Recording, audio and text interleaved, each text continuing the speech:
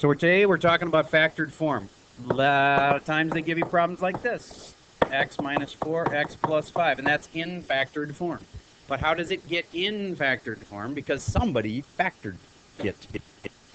All right, it must have been before this. I'm going to multiply this out. X squared outside is plus 5x, inside is minus 4x, last would be minus 20.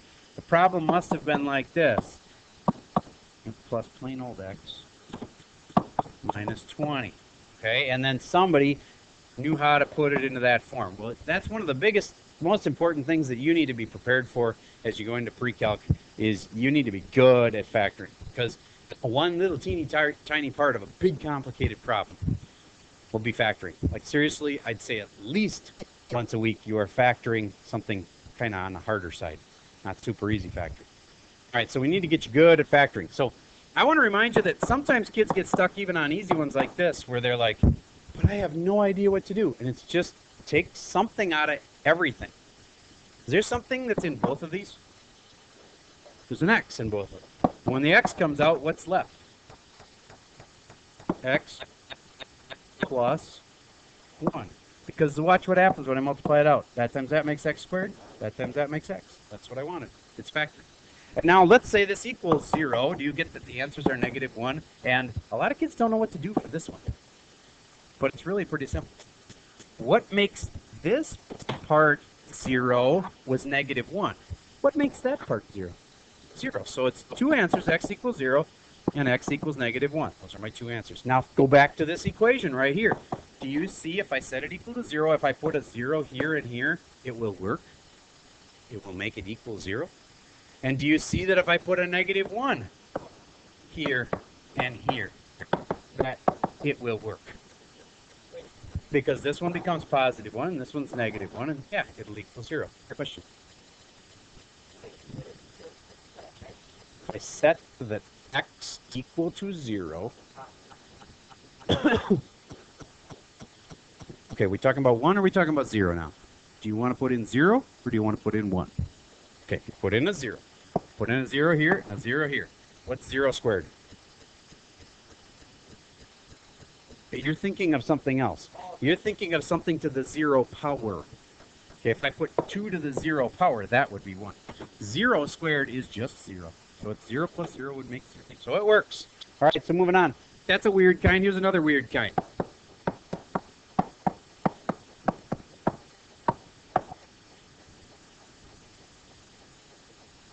What can I factor this to? Well, you don't set up like this. You don't go like this. The first thing you do is you think, what goes into everything? Mr. RS in the front row. Yes, you could take out 3 or negative 3 and be smart. Which one would be smarter? You're correct. That would make x be plain when you're done. If I take out a negative 3, then I'll have x squared. And to factor this next part, it would be really great if there was no negative here. So if there's ever a negative on the lead term, factor it out. Get it out front like this. Okay, so now that I got the negative 3 factor going here, does negative 3 go into positive 12? Yes. What do I do? Negative 4x, and then 3 going into 36. Do you know that one?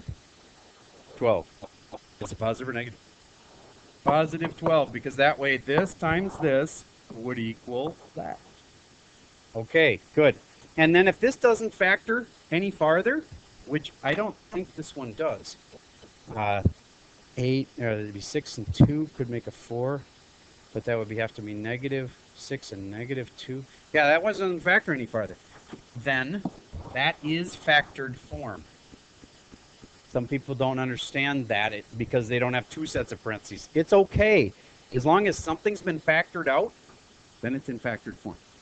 This is factored as far as you can get it. It's factored. It is factored. It may not look like factored form.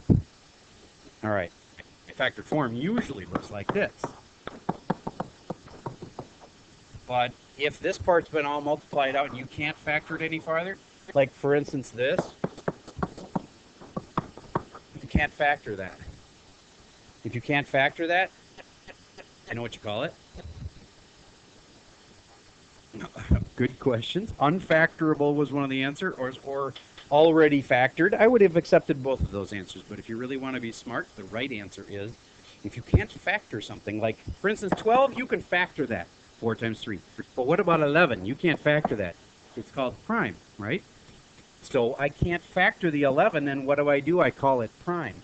I can't factor this, so what do I call it? Prime. This is a prime polynomial. Because why? Because it can't be factored. Before now, you only thought of prime as those little numbers that you couldn't multiply to make them. But now you can think, what does that mean? Again, if I give you the number 17, I can't multiply to make a 17, so it's prime. I can't find things to multiply to make this. So it's prime. All right? Okay, now, this is the part where you probably have already started on your worksheet. Here we go. And I'm willing to help. The first couple are just multiply them out. That's super easy. This one, just don't forget. I think a lot of kids are going to forget this part about identify the zeros of the function. So when you factor it, and you get x and plus, and it's how do I make a 4? Or how do I make an 8? A 4 times a 2 probably. And it has to multiply to this and add to that. You remember that rule? Multiplies to 8, adds to 6. All right. Multiplies to 8 and adds to 6 will be 4 and 2. And then the final answer is x equals negative 4 and x equals negative 2. Don't forget to write those. Otherwise, you can lose half credit on all the problems. Because it asks for both factored form, done, and the zeros. These are the zeros. Okay? Yes, sir. Then you write prime. Yep, like, okay, number 8, for instance. All right, I'll help you with number 8 and show you how to think it through. There is a smart way to do it. And that obviously implies there's a not smart way to do it. Okay, y equals parentheses, and then do you get that there has to be x and x? And you get that the one has to be positive and one has to be negative. Okay, good. Then the only thing you have to look for is, since there's no number in front of this, then you can do that same rule. What multiplies to 40 and negative 40 and adds to negative 3? So you just have to go through all the things that multiply to 40 and see which of them have a difference of 3. So like 20 times 2, that doesn't have a difference of 3. 5 and 8 has a difference of 3. So you know it's 5 and 8. Now the only question is where the 5 and where the 8 goes. And if you go like this and you go 5 and 8 and you try it and it doesn't work, well, this one actually did work. But if you by accident put the 8 here and the 5 there, you'd get exactly the opposite of what you wanted. You'd get positive 3. And if you get the exact opposite of what you want, you switch the signs around. So like this one, I put in the 8 this way and the 5 that way. It gives me positive 3x. And I go, oh, that's exactly the opposite of what I want. Change this to a minus, change that to a plus. All right, so there's some hints on factoring. All right, what happens with the kind like number, like this one here, number 7, where you have 2x squared? Well, I got to go 2x and x. And this time you can't do that deal where it multiplies to this and adds to that. That won't work. You got to instead think, okay, I need a negative 24, so I need one of these to be positive and one of these to be negative. From here, it's just guess and check. But there's only certain things that could possibly work.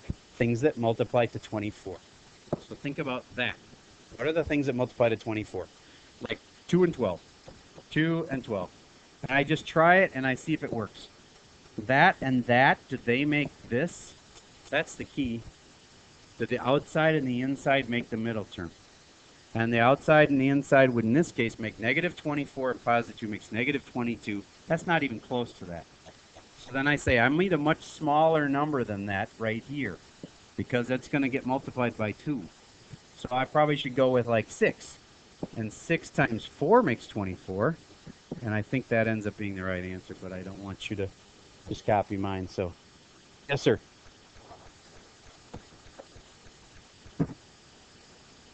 Oh, good question. See how there's a 2 in everything? That'll make it a lot easier if that 2 can come out. X squared minus 4x minus 12. Absolutely. If you can do that, because now my numbers are all smaller and easier. X and X. Now, sometimes that won't work. Sometimes 2 won't go into everything, but in this case it did. That's called the GCF, if it comes out to the front like that. So if you can find something to come out of everything, that's really helpful. Greatest common factor, yes. Okay, so all I had to teach you today was factoring. There is a little review section back here. I'll take 2 seconds to talk about. Everybody go to the end of your worksheet. Slide back page. I know some of you are factoring and don't want to quit, but that's really dumb because you know how to factor and you can do that later. Look with me at this now, because this will be the thing that trips you up later. Okay, when they say f of -2, what did they tell you? They told you x was -2. All you have to do is stick it in the equation. Right here and here. Okay. What about here, though? They did not tell you x. Therefore, they must have told you what? Y, or f of x. So if they're telling you y is 5, you could stick that here. All right, -5. And then you can solve the equation. Solve this and set it equal to -5. So then maybe you move the -5 over to the other side. Maybe you can factor it. Okay, but this is not telling you x, it's telling you y is -5. So put it in here. All right. And then all this stuff is a complete review of yesterday's stuff, so it shouldn't be like super hard for you. We just did a little quiz on it in class too. So, all right, there's a little overview of what you're supposed to know for today. It's pretty much just factoring. And factoring is a really important skill, and these are kind of easy ones to factor. We will get to definitely harder ones. So don't feel like, man, this class is way too easy. We're just starting with easy stuff to make sure, because some kids are really struggle with this. We need to start on the easy ones. Any other questions before I stop the video? So if it says 11x, yep. Just because there's a prime number in the equation does not mean that you can't factor. Because you can use 1 and the number.